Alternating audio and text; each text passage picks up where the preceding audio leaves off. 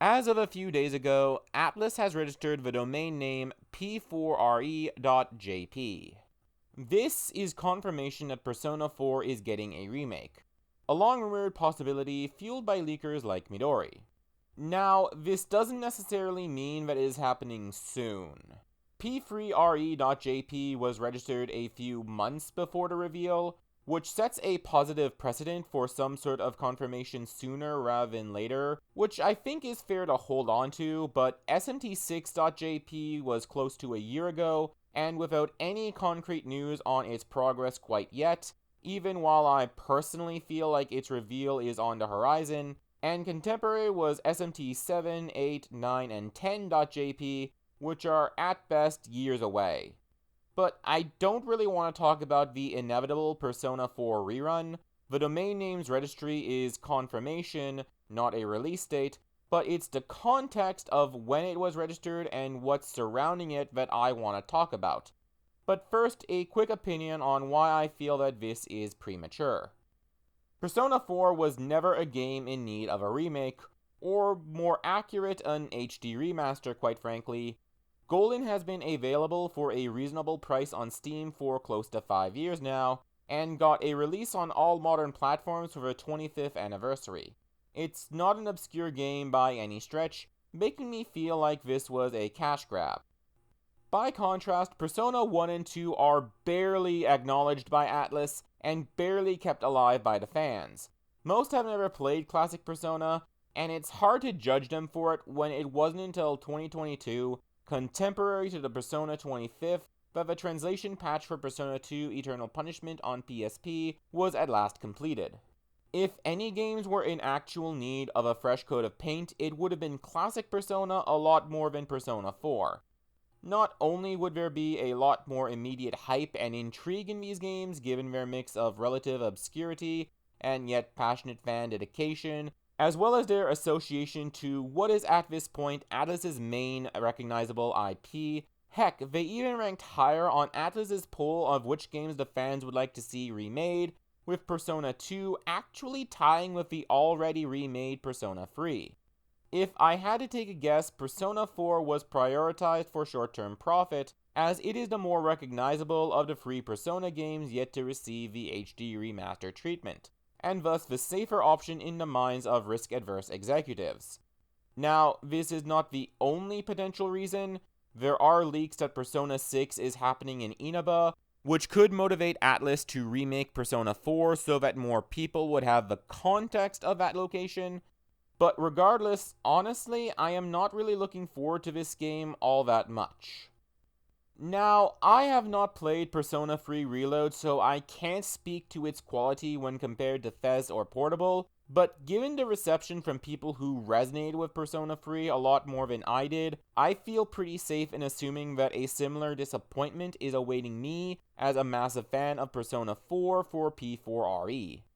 Honestly, I would have preferred and been a lot more optimistic for a new spin-off of something, rather than this.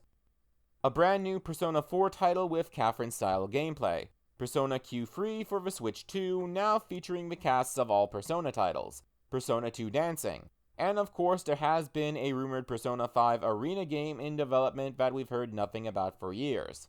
Not to mention P5b, which has just been a domain for quite a while. However, what I really want from Persona right now is Persona 6, a game that has been in development for years, which has been vaguely alluded to by Atlus's official material since 2022, and a game that I've spent a great deal of time speculating on the potential particulars of.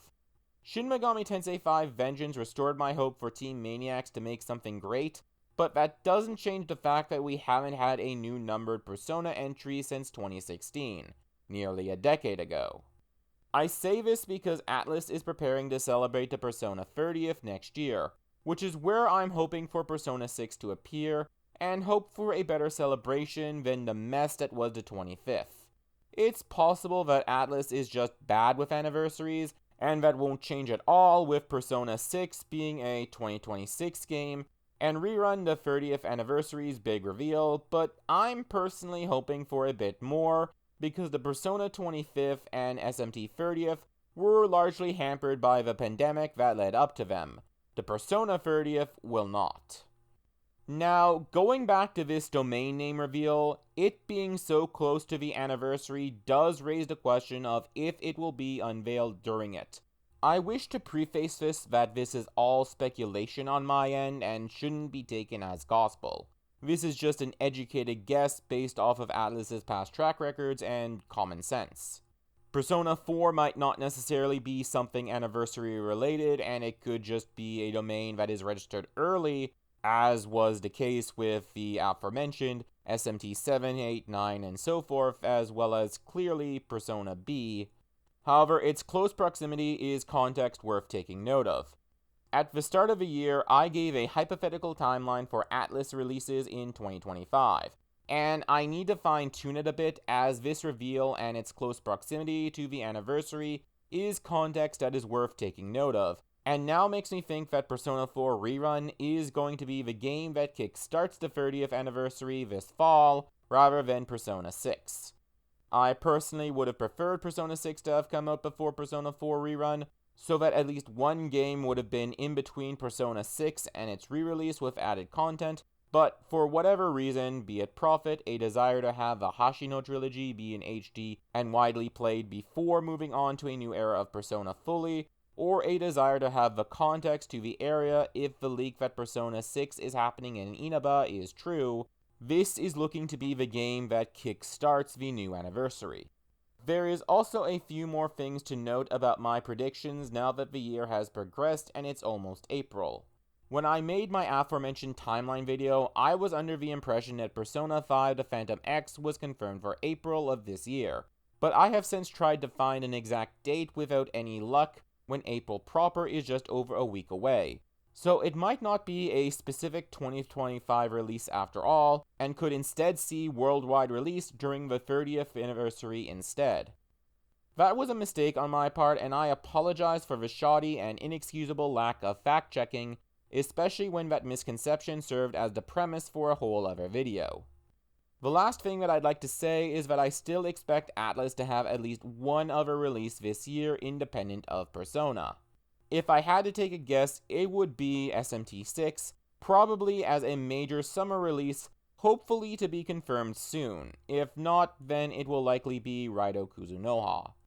I've gotten some flack for expecting SMT 6 soon, but my point on a shared engine and the reusing of demon designs and animation, the thing that the developers are on record saying was the cause of the game to take so long to make, and now already done, means that SMT 6 will take a lot less time than SMT 5, especially if we factor in the likes of concurrent development with Vengeance, and again the domain name is registered. Thus, it is likely to be the next thing from Team Maniacs. And if all goes well, we might even get SMT 7 for or before the 35th anniversary in 2028. That's going to be it for this video. Do you think that we will have 2 games released this year before the start of the Persona 30th? Do you think that maybe before we get the remakes of Persona 1 and 2, Atlus wants to do ports of classic Persona to modern platforms like they did with Neo Persona for the 25th? You can let me know in the comments section, and on screen right now are some recommendations for more of my content if you just stumbled onto me. So enjoy my videos, please. I'm trying to keep a weekly schedule right now, so I will see you next week.